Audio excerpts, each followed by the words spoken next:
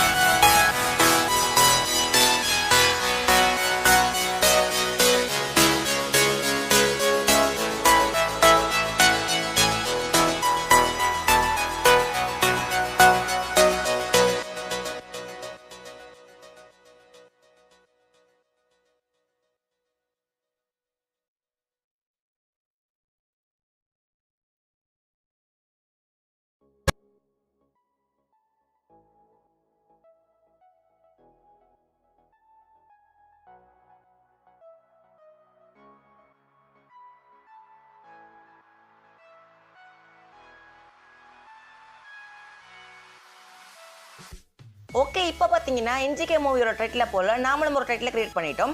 இங்கே பார்த்தீங்கன்னா நான் பேக்ரவுண்ட் இமேஜ்க்கு சூர்யா சாரோட இமேஜை தான் யூஸ் பண்ணியிருக்கேன். உங்களுக்கு உங்களோட இமேஜை கூட யூஸ் பண்ணிக்க முடியும்.